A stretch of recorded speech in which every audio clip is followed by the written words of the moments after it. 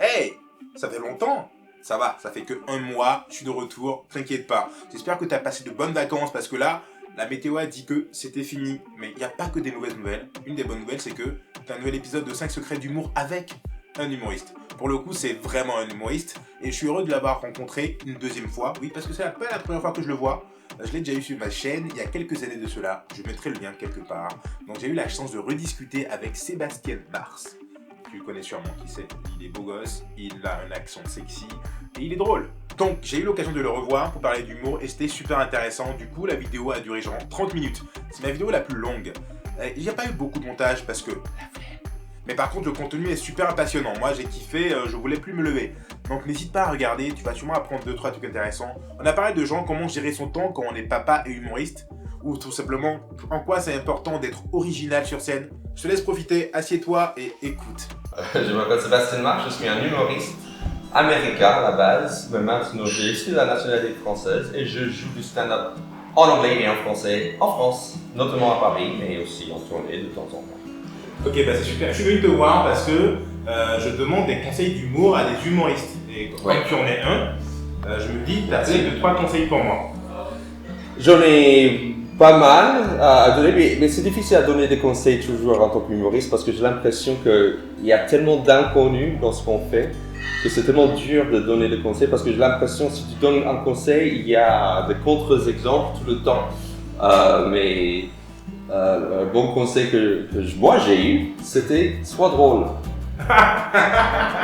Voilà, c'est bien ça, hein? Ah mais c'est super, merci pour ton aide, je m'en vais. Voilà, c'est tout. Non, mais un autre conseil que moi j'ai reçu, qui était un peu plus profond que ça, c'est de jamais écouter des conseils. Ok. Le conseil, c'est de jamais écouter des conseils. Je trouvais déjà ironique, mais en fait, je trouve que c'est très juste dans le sens que c'est tellement ouvert ce qu'on fait que en fait, il faut être original dans ce qu'on fait. Donc, si tu commences à écouter, je devrais faire des blagues de ce genre, ou parce que je suis américain, il faut que je fasse des blagues sur la France ou sur les États-Unis. Si tu écoutes trop d'avis, du coup, tu te perds. Et quelque part, il faut juste suivre ses propres chemins. Je trouve que c'est facile à dire, mais parce que j'ai l'impression que plus tu suis ton propre chemin, plus ta voix, dans les deux sens de terme, O-I-X et O-I-E, vont ouvrir, vont devenir de plus en plus claires. Donc il faut s'allier le plus possible avec soi-même, c'est ça? C'est en fait trouver ce qui marche pour toi et aller dedans. Ouais, bon, ça c'est peut-être un peu idéaliste. Ouais, ou vague. Ouais, ou vague. Ou les deux.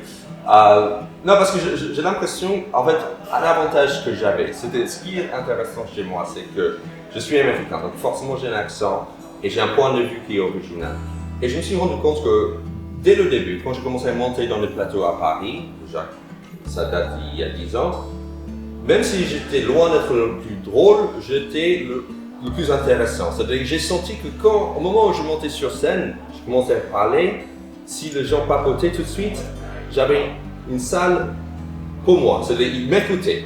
Déjà, je me suis rendu compte qu'après que c'est pas donné à tout le monde. C'est-à-dire que si tu montes sur scène et la première phrase ou ce que tu dégages donne quelque chose un peu différent, déjà c'est énorme.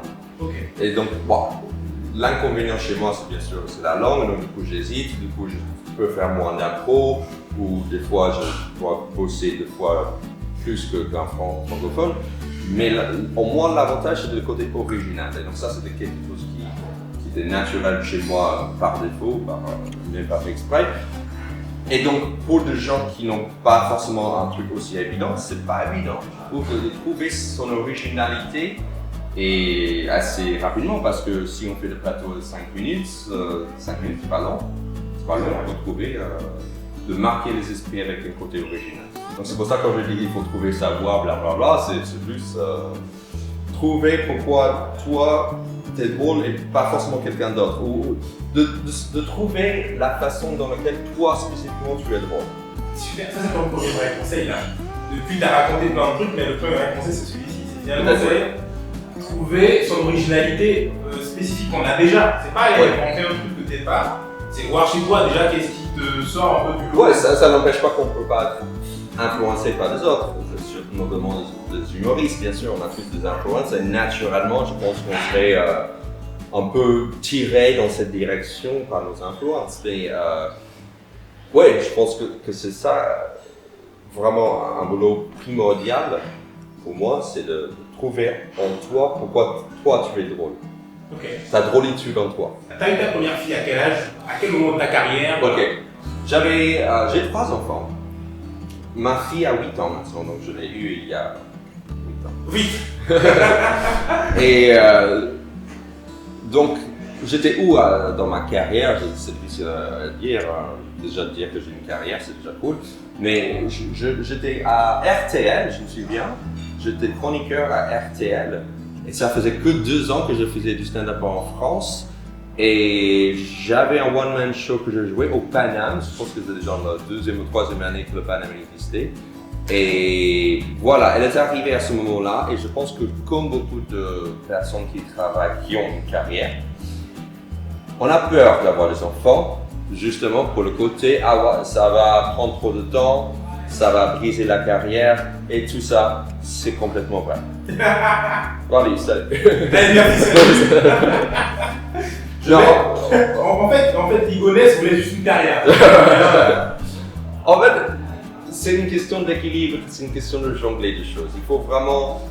Je me suis rendu compte que j'avais peur d'avoir des enfants, mais en même temps, ça te rend beaucoup plus professionnel, beaucoup plus efficace, ça t'inspire aussi. En fait, malgré tout, grâce aux enfants, tu vois la vie autrement. Et je pense que j'ai beaucoup de blagues et d'idées et d'angles grâce au fait que mes enfants me posent des questions en tant que parents. Parce qu'ils commencent à voir le monde d'une façon neutre. Et donc du coup, ça me force aussi moi-même de poser des questions et de dire « Ah oui, c'est vrai que c'est bizarre, un tel truc. » Mais en même temps, côté travail, effectivement, on ne peut pas nier que ça prend du temps, surtout quand on a 2, surtout quand on a 3, surtout quand ils ne sont pas à l'école. Mais quand tu as le temps, c'est beaucoup plus efficace. Et je veux aussi dire que c'est pas parce qu'on n'est pas devant un ordinateur en train d'écrire des blagues qu'on ne travaille pas. Ce qu'on fait, j'ai l'impression que chaque stand-upper il a sa façon. Il y a des stand-uppers qui doivent tout écrire mot à mot avant de monter sur scène. Il y a d'autres qui montent sur scène avec une petite idée qui profine en jouant. Donc chacun sa technique. Mais j'ai l'impression que même si tu es avec des enfants, tu as l'impression, par exemple le confinement c'est un bon exemple. Là j'étais en confinement avec mes enfants pendant 2 mois et demi et j'avais l'impression, moi j'avais très peu de temps, finalement j'ai essayé de me lever tôt, même 2 heures avant qu'ils se réveillent juste pour pouvoir bosser un peu. J'ai mis le réveil à 7h du matin, tandis qu'ils se réveillent vers 8h30, 9h. Juste pour. Le luxe, déjà t'as des enfants qui se réveillent à 1h30. Ouais, déjà. Ouais, c'était les vacances, c'était le confinement, j'avais des vacances, ouais. Pareil. Donc c'était pendant le confinement, donc du coup ils se couchaient aussi tard.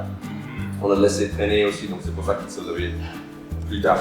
Mais quand je faisais ça, petit à petit, mon fils, le 2e enfant que j'ai, commençait à comprendre que je me levais à 7h. Donc du coup, il dit moi aussi, donc il commence assez rapidement. Du coup, j'avais même pas ces 2 heures pour travailler. Tout ça pour dire que j'avais vraiment l'impression que les jours passaient, je faisais rien. Mais en même temps, chaque fois j'arrivais à voler une petite heure pour travailler, j'avais l'impression que j'avais 1000 idées. Donc ça implique que même si tu n'es pas forcément devant ton carnet ou devant l'ordinateur, tu absorbes les expériences et les idées malgré tout.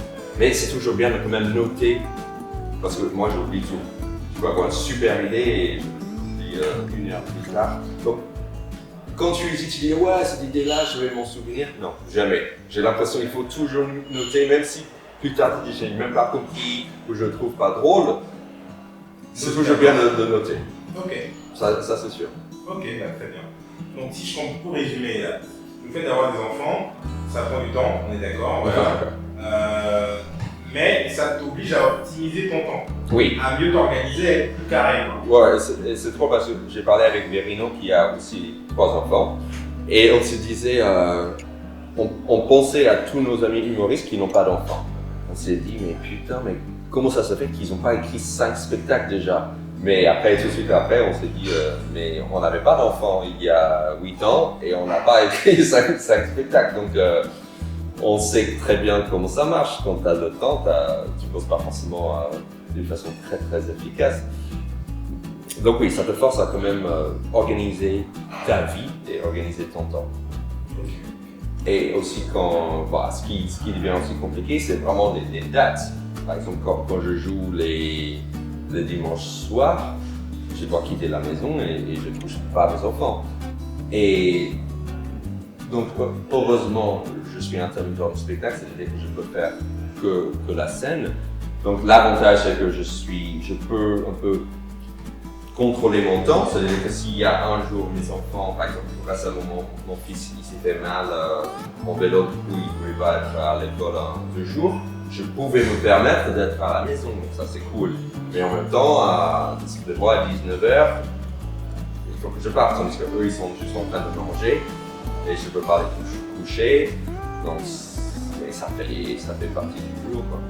C'est ça, parce que finalement, imaginons une semaine où tu bosses 5 fois dans la semaine, le soir, ça veut dire que c'est ta femme, c'est une femme, j'imagine que t'es pas papa célibataire ou l'autre, qui va gérer le temps 5 soirs. Elle travaille? Elle travaille, okay. Et aussi, elle travaille en tant que prof de théâtre, okay. Et donc ses cours, ce sont les soirs.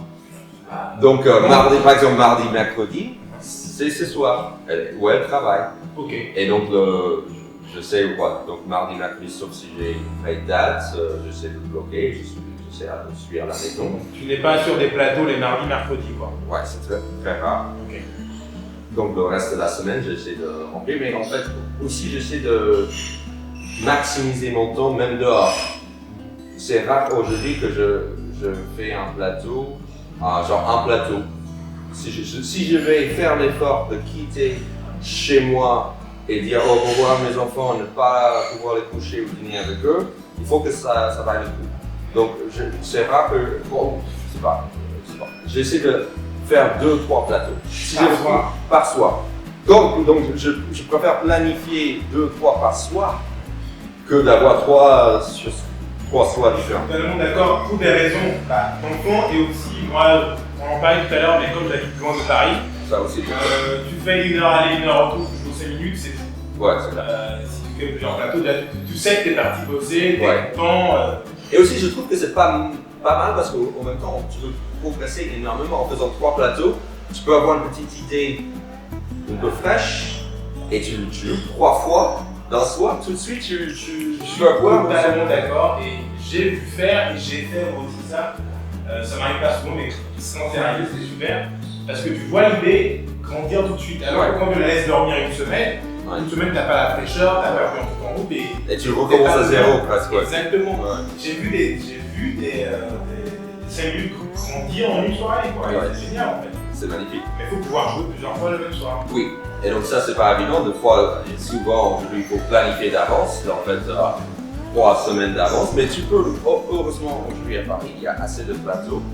Vraiment, chaque soir, si tu as envie, tu peux jouer chaque soir et plusieurs fois par soir. Déjà le Paname, c'est des plateaux, 5 plateaux par soir, truc de dingue. Mais même en dehors du Paname, maintenant il y a le Fridge, il y a Madame Sarfati, il y a Barbès. Il y a 1000 scènes ouvertes dans le petit théâtre et bars partout, mais il y a énormément d'occasions. Et j'ai l'impression qu'on est en train de vraiment vivre une espèce de renaissance du stand-up en France en ce moment. C'est ça qui est chouette. Est-ce que tu aurais un secret d'écriture que tu viens nous livrer? Monter sur scène, en fait, j'ai pas. En fait, je sais que c'est ironique de dire, mais là, je suis en train de préparer mon voile. Le prochain en fait, je suis en train. J'ai fait ma première dimanche dernier à la Nouvelle Scène. Et j'avais 1 heure et je dirais la moitié j'avais testé, l'autre moitié, j'ai testé dans des plateaux, dans des 30-30. Et il y avait 20-30 minutes que j'ai jamais fait avant. Et donc c'était la première fois, partiellement parce qu'il y a pas mal de ces blagues qui marcheraient uniquement dans un one. Et si tu sors hors contexte, c'est pas assez punchy pour marcher sur un plateau du genre banane, quoi, tu vois. Donc, et dans ma tête, tout était bien. Pas forcément hilarant, mais bien. Et donc, mais c'est vraiment en jouant où je vois tout de suite quand c'est trop long, quand c'est pas assez explicatif ou trop explicatif. Et quand je dis que dans l'écriture il faut jouer, on peut rester devant son ordinateur 15 ans et penser que tout est drôle jusqu'à ce qu'on monte, on ne sait pas. Après, s'il y a une technique d'écriture, je pense que c'est tellement dur de dire parce qu'il y a tellement de styles différents que c'est tellement dur de dire de conseils par rapport à l'écriture en soi. En fait, il y a quand même quelques règles de base, genre il faut souvent une chute, c'est une surprise. Il y a des règles de 3, mais en même temps, j'ai l'impression qu'il y a autant de contre-exemples que d'autres exemples. Et c'est bien de connaître un peu les règles de base, comme ça tu peux le briser après. En fait, dans n'importe quel art, on dit ça, tu vois, il faut connaître les règles de base, après comme ça tu peux improviser. Mais aussi, je pense que dans l'écriture de blagues, je pense que c'est lié pareil avec l'originalité. N'hésitez pas à être bizarre, quoi, tu vois. Donc, et tenter des choses qui semblent étranges, parce que je pense que c'est là où tu vas trouver ton avoir. Je commence un nouveau spectacle. Je suis un peu devant un pétrin, parce que j'ai fait un spectacle sur le fait d'être un Américain, qui s'appelait À New York et à Paris. C'était le thème principal du spectacle. Et tout le spectacle, c'est ça. Même si je parle de relations, des choses comme ça, mais principalement, c'est je commence le spectacle, je débarque en France, je finis le spectacle avec je suis devenu français. En gros, c'est ça le chemin. Maintenant, je dois produire un deuxième spectacle. Je ne vais pas nier le fait que je ne veux pas nier le fait, mais je ne veux pas non plus que ce soit le truc principal. Et donc, j'ai l'impression que là, il faut trouver cet équilibre entre en parler de ce fait, sans que ce soit le sujet, encore une fois. Et je ne veux pas faire une espèce de spectacle à New York et Paris par deux. J'ai envie de passer à autre chose. Mais quand je dis passer à autre chose, c'est aussi dans mon style. Quelque part, l'attitude que j'avais dans mon premier spectacle, c'était plus un côté naïf. Je débarque. C'est bizarre, vous les Français, vous faites ça. Je ne peux plus me permettre de faire ça. J'ai essayé 2-3 fois et les gens disent non, on n'est pas dû, quoi. On sait que tu es là depuis 15 ans. Et donc, du coup, ces blagues et cet angle, ce clown que j'avais ne marche plus. Et donc, du coup, je me trouve il faut que je me réinvente. Ok. En fait, c'est intéressant. Mais sans nier complètement. Je ne peux pas nier de toute façon. Et donc, pour répondre à la question de base, j'ai eu beaucoup de changements. C'est vraiment des espèces de paliers, quoi. J'ai l'impression que tu arrives, tu as l'impression que rien avance, ou même ça décline. Et à un moment donné, tu ne sais pas pourquoi, il y a une espèce de montée et tu arrives à notre plateau. Plateau dans le sens du terme. Et là, par exemple, ce qui était intéressant, c'est que là, j'ai fait ma première dimanche dernier. Ma première à New York et à Paris date il y a 5 ou 6 ans peut-être. Je sens tellement la différence, le décalage entre comme j'étais il y a 6 ans, en faisant la première dans ce spectacle, et comme je suis face à une première aujourd'hui. Je suis beaucoup plus confiant et j'ai une présence sur scène qui est plus posée. Il y a 6 ans, quand j'ai commencé j'étais tout dans le texte. Il faut que je dise bien. Là, peut-être c'est aussi une erreur dans l'autre sens, mais je m'en fous maintenant. Je dis, ok, tu vas avoir un accent, tu vas faire des fautes, mais on s'en fout. C'est pas ça l'important. Tandis qu'il y a 6 ans, c'était, je ne veux pas faire de fautes du tout. J'étais vraiment coincé là-dessus.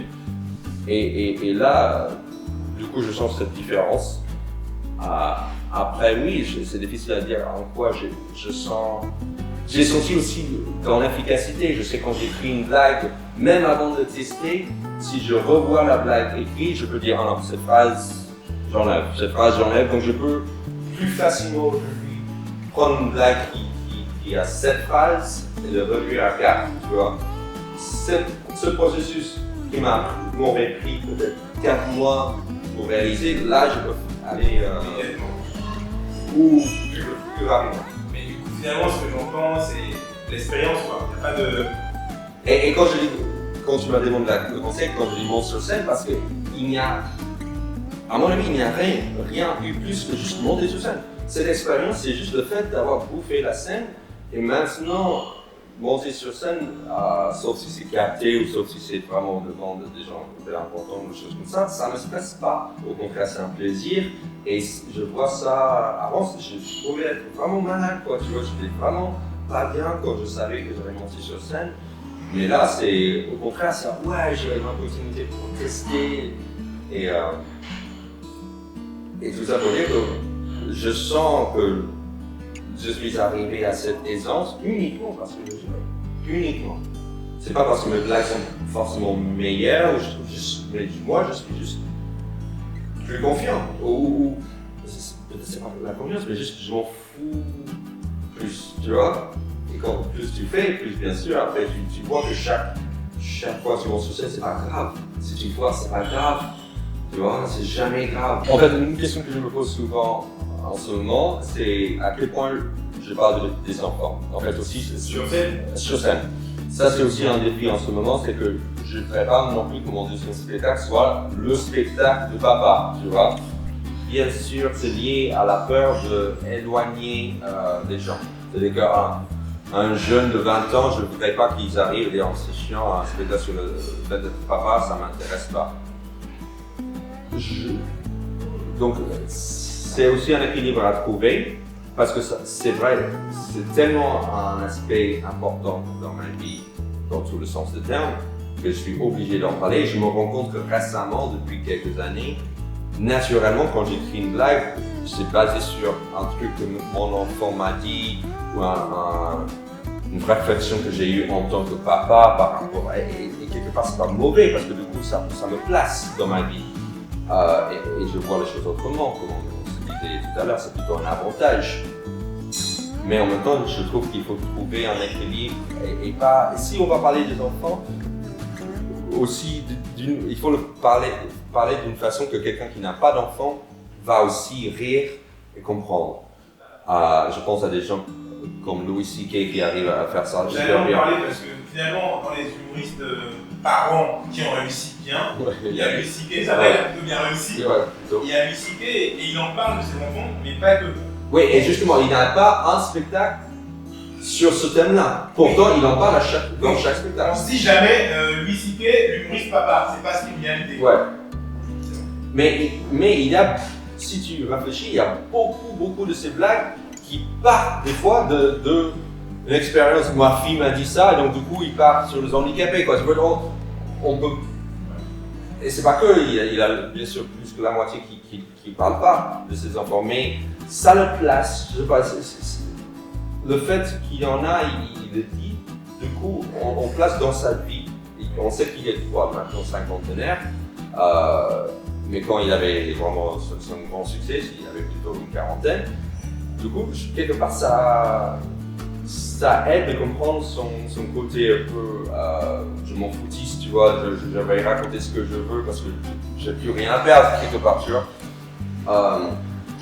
Et aussi, la question que je me pose aussi souvent, c'est à quel point parler de mes enfants spécifiquement. Je ne veux pas non plus qu'un jour mes enfants trouvent une vidéo de moi et ils disent « Ah, tu parlais de nous et tu disais des conneries, quoi, tu vois. » Et par exemple, Louis C.K., j'ai l'impression qu'il a dit beaucoup de conneries sur cette fille. Bah, j'espère que c'est des conneries, parce que si c'est vrai, c'est bien. Oui, mais disons que il se base sur la vérité. Et cette fille qui avait 7 ans maintenant a 17, et ses copains à l'école se moquent d'elle. Je ne voudrais pas non plus. Je me sens ouais, mais si c'est ça, mais c'est pareil, faire des blagues sur ta femme, et c'est pas vrai non plus. Oui. Alors, au moins, il faut que. Je suppose que tes enfants, ou les enfants, ils comprennent le métier de papa, tu fais des blagues. Oui, mais là, on parle des amis des enfants. En fait, oui, je m'inquiète pas pour ma femme. C'est une adulte, elle est entourée par des adultes. Okay. Il n'y aura pas un adulte qui va avoir, s'il se moque, c'est vraiment parce que c'est pour rigoler. Ouais, soit il compte, ou c'est vraiment pour rigoler. Mais quand c'est au cours du repas, tu sais pas quelle espèce de saleté un enfant de 10 ans peut sortir. C'est plus ça qui me fait peur. J'ai vu le sketch de ton papa où il parle de toi et il a dit nanana, tu vois ce genre de choses. Je dis ça, mais en même temps, je viens de faire un passage à Montreux qui parle uniquement de mes enfants. Donc, oui, quand je pense aux stand-uppers connus qui ont des gosses, Dave Chappelle il a des gosses, mais il n'en parle pas tant que ça. Du tout. Ouais. J'ai jamais. S'il a fait 2-3 vannes dessus dans son spectacle, c'est rare. Ouais, c'est rare. C'est rare. Il parle de racisme politique, je sais pas, j'ai envoyé. J'ai 2 fils, il y en a un qui est dans une école privée, l'autre est dans une école publique, je fais une expérience pour voir ce que ça. Mais c'est jamais le sujet de la vanne. Et ça accompagne tout, c'est vrai, il en parle pas plus que ça. Quelque part, ça me rend jaloux, j'ai l'impression, mais comment t'es arrivé à voir des enfants qui prennent tellement de temps et ne pas parler de cet aspect qui est tellement prenant? J'ai envie de dire, c'est parce qu'ils vivent des choses qui sont pas liées. Non, mais ce sont des observations en fait. Dave Chappelle, c'est beaucoup plus sociopolitique, quoi. Ça reste sociétal. Donc finalement, c'est des questions de fond du genre, je sais pas, moi, quand le lycée commence en parlant d'avortement pendant 10 minutes sur son spectacle, ça n'a rien à voir avec les enfants ou pas. Il a avorté, c'est que c'est un sujet, et lui, il a là-dessus. Je sais pas, par exemple, toi, même si t'es pas directement concerné, ça peut être marrant d'entendre ton avis sur le Black Lives Matter. Est-ce que tu es américain? Ah, mais tu en parles sûrement, tu vois, j'imagine, t'es américain, donc t'es en France, qu'est-ce que. Voilà, c'est pas lié à tes gosses, mais ça reste un truc quand même que tout le monde sait et que tu peux avoir ton avis bien à toi dessus.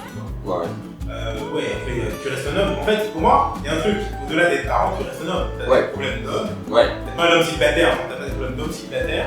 Mais j'ai des problèmes d'homme avec une femme depuis 10 ans qui, avec ensemble, on est un couple, mais on est des parents. Et donc, trouver cet équilibre-là, se renouveler entre nous en tant que couple. Et il y a un vrai sujet là, tu dis tout à l'heure que ta femme est pas souci le soir, vous voyez quand? En journée? C'est pas. Là, des fois j'ai l'impression d'être en espèce de relation de longue distance avec quelqu'un avec qui j'habite, quoi, tu vois. On sort jamais, on fait jamais un resto, on fait.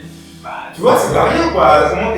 Comment tu gères ça parce que c'est pas le commun des mortels vit, forcément, quand tu es dans ce milieu-là. Et ça peut être curieux pour eux, en gros, comme ils regardent au zoo, comment ils font pour vivre Et c'est intéressant en fait à expliquer. Et pareil, comment tu remets après 10 ans avec 3 gosses, comment tu gères et tu appelles des groupies. C'est une vraie question. Quand tu commences à marcher, tu as la tête quand même à des endroits. Comment tu gères les groupies alors que tu es en couple? C'est simple, quand tu es célibataire, tu gères pas, tu te les tapes. Mais comment tu t'histoires? Est-ce que tu as reçu des pussy pics? Est-ce que tu vois, il y a des trucs c'est vrai qu'il y a plein de trucs. Je pense, heureusement ou malheureusement, je ne suis pas non plus à avoir trop de groupies qui m'envoient de pussy pics. Peut-être que ça va arriver un jour, mais effectivement, ça c'est un bon exemple de quand on essaie de creuser, tout de suite tu vois, tu creuses un peu et tu as l'impression que tu arrives à notre niveau, tu vois plein de choses que tu ne voyais pas quand tu ne creusais pas. Et donc effectivement, c'est très riche. Tous ces sujets-là. Et ça, c'est juste un truc personnel, c'est même pas. C'est même pas sociétal. Après, je veux parler de Black Lives Matter ou le truc français avec quelqu'un, etc. De toute façon, l'idée, c'est un peu. Je suis un peu ambitieux dans le sens que j'aime parler de plein de sujets différents.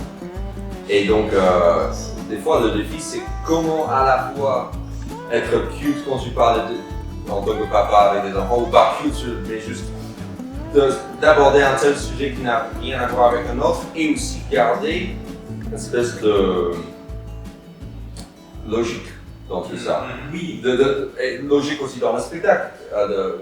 Il y a des gens qui arrivent à faire ça d'une façon tellement fluide, la Louis C.K., ou juste de passer d'un sujet comme ses filles, tout de suite après, il va parler de l'avortement, tu vois, et donc du coup, et pourtant, c'est lui. C'est-à-dire qu'on a l'impression que lui-même, c'est le pilier de tout ça. C'est-à-dire qu'il n'a pas de thème dans ses spectacles, c'est lui le thème. Ça revient au premier conseil de trouver toi, c'est parce que quand tu arrives à ce stade-là, tu es intouchable quelque part. Tu peux te permettre de parler de tout. Et si en plus, tu arrives en sorte que le public voit le monde à travers tes yeux, c'est royal. En fait, quand ton clown est tellement fort que tu peux dire une phrase et c'est déjà drôle, c'est génial. Alors, le bon exemple, c'est Woody Allen, quand il faisait du stand-up dans les années 60. Il a dit I'm a stud. C'est pas si. Un stud, c'est un bonhomme, quoi. Il est mort de rire, le chantait mort de rire parce qu'il arrive avec ses lunettes de petit juif, tu vois, il dit I'm a stud. Et je suis mort de rire parce que son clown était tellement précis. Voilà. Et pareil avec Louis, tu vois, Louis, on connaît tellement son type d'humour que la première phrase dans le spectacle 2017, il dit l'avortement. Et les gens sont morts de rire parce que tout de suite on dit voilà, il y va direct. Oui, c'est clair, le mec il pose ça sur la table, il commence. Mais c'est toi de monter sur un plateau et dire avortement, tu vas pas avoir la même réaction. Et donc, c'est ça quand tu arrives à vraiment être. À te trouver ton clown, et c'est tellement important dans ce que tu fais, du coup, tu es libre, quoi. Et les gens sont souvent avec toi. Merci. Quand ça sur le dernier conseil, franchement, c'est vraiment une base. Souvent, on se précipite pour écrire des blagues, on se précipite pour monter sur scène, mais on n'a pas défini finalement ce qu'on veut être sur scène, quoi. Ouais. Mais c'est l'équilibre parce qu'en même temps, je veux pas non plus et c'est mon problème souvent, c'est d'être un peu philosophique. Qui je suis? Non, sois drôle aussi, tu vois. Ça... Sois drôle surtout, en fait.